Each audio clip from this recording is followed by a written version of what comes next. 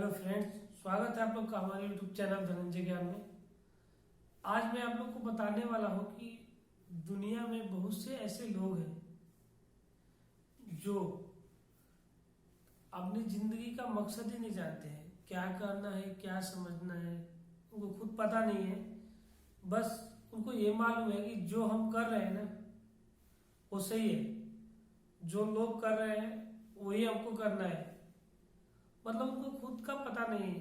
एक बंदा जो नौकरी करने वाला है सुबह अपने घर से निकलता है, खाना पीना खा के लेके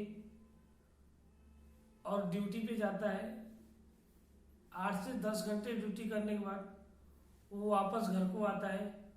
वापस घर आने के बाद वो फिर वही काम, खाना पीना, थोड़ा बहुत 1-8 घंटे घर पे कुछ करना या बच्चों के साथ रहना, ऐसा करता है।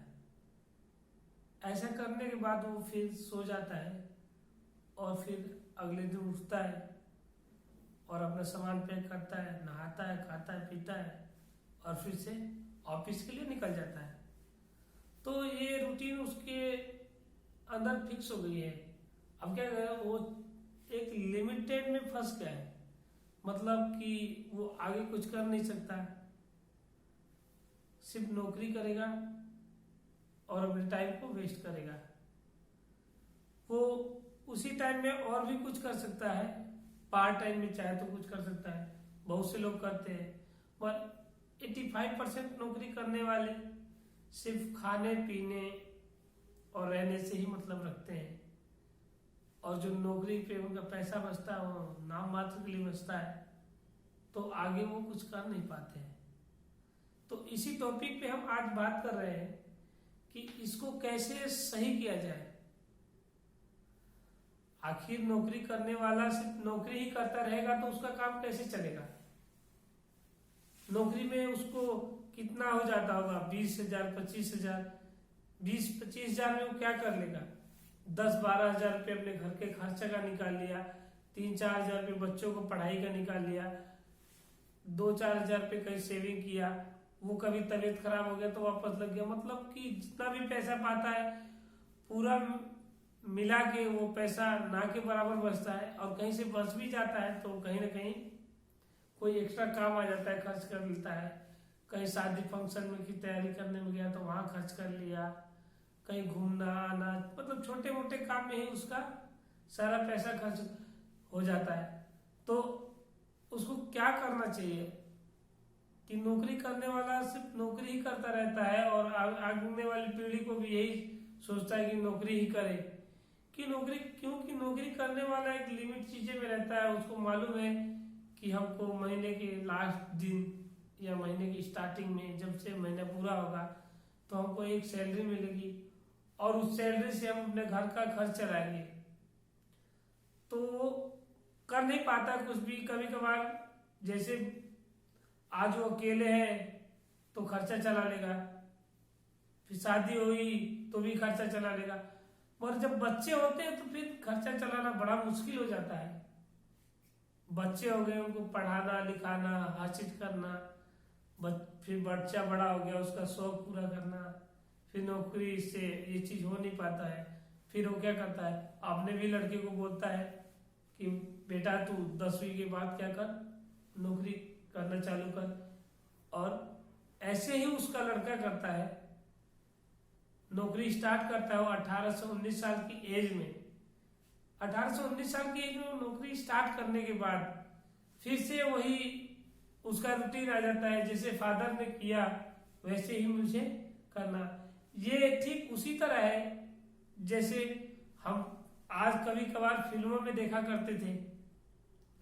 क्या देखते थे? देखते ये थे कि एक मुखिया होता है जिसके पास बहुत सारी जमीन होती है।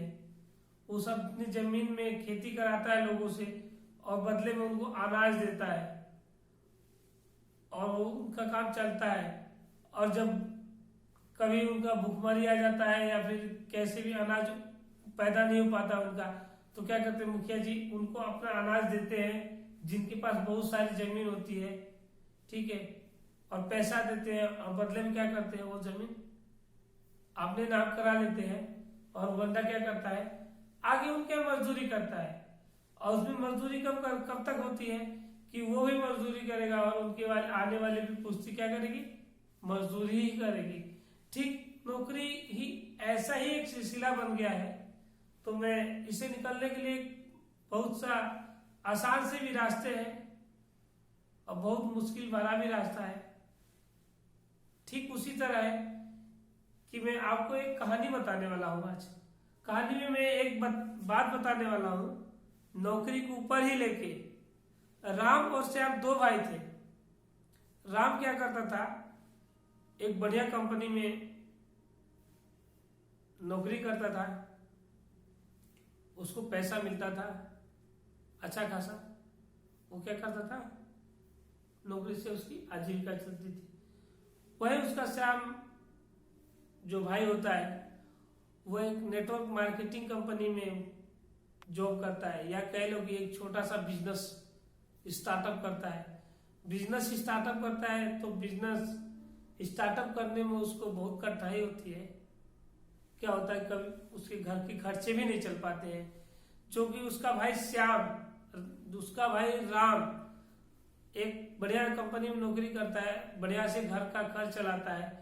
और श्याम क्या करता है, एक छोटा सा बिजनेस डालता है और उसको कोई प्रॉफिट खास नहीं होता है, बट क्या करता है, वो बिजनेस निरंतर करता रहता है।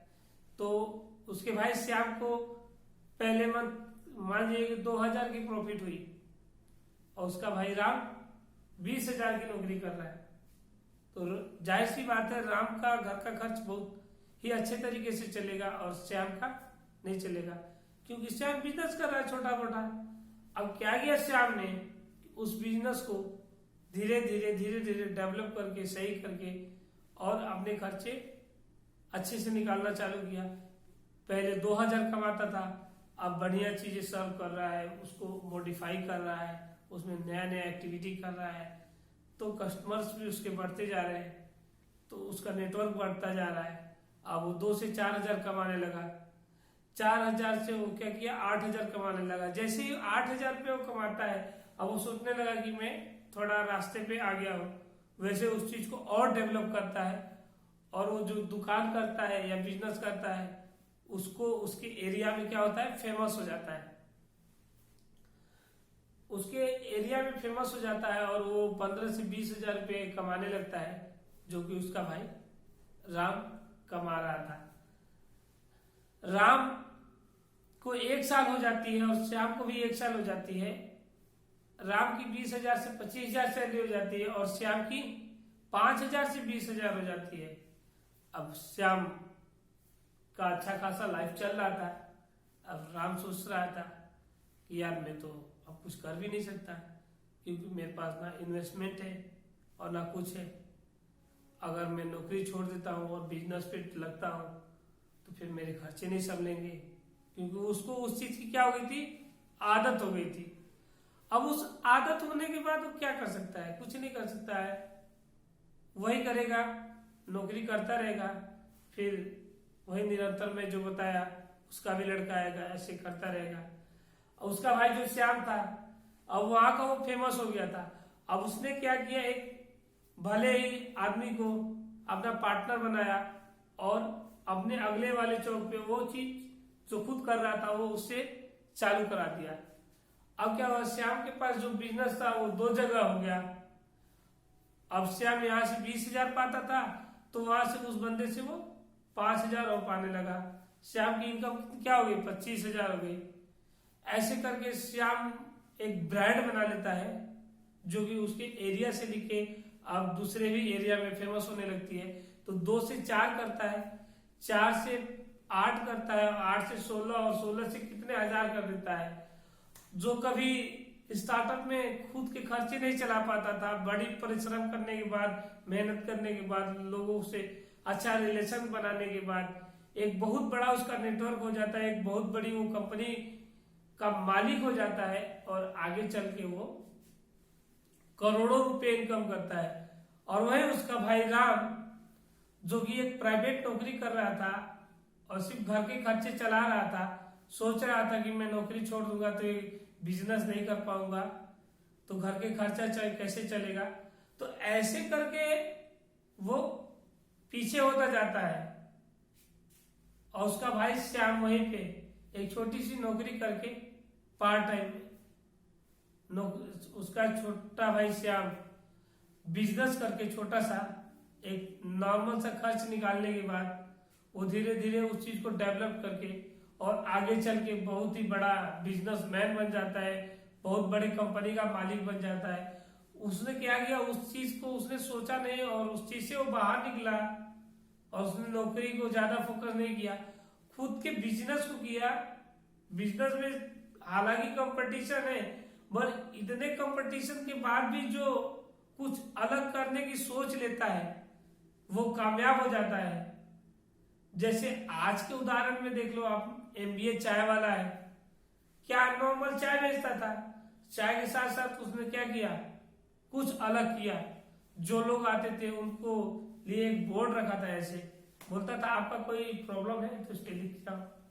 किसी ने बोला कि मैं एक बहुत बड़ी कंपनी में मैनेजर हूं, मेरे को 10 एम्प्लॉय चाहिए, और क्या हुआ, अगले दिन कुछ लड़के आते हो बोलते मैं बेरोजगार हूं। अब चाय वाले ने क्या किया कि फला आदमी है, एकदम उनको बोलता था जो भी जिसकी कोई समस्या थी समस्या लिखिए और नीचे अपना कॉन्टेक्ट नंबर और नाम लिख जाइए। अब जो लोग बेरोजगार थे उनको वहां से रोजगार दिला दिया। अब इसे क्या हुआ, 2 लोगों का काम हो गया। अब वो तो बोला अच्छा दुकान है। ऐसे करके उन लोगों को की शादियां तक एमबीए चाय वाले ने ऐसे बोर्ड के थ्रू कराई।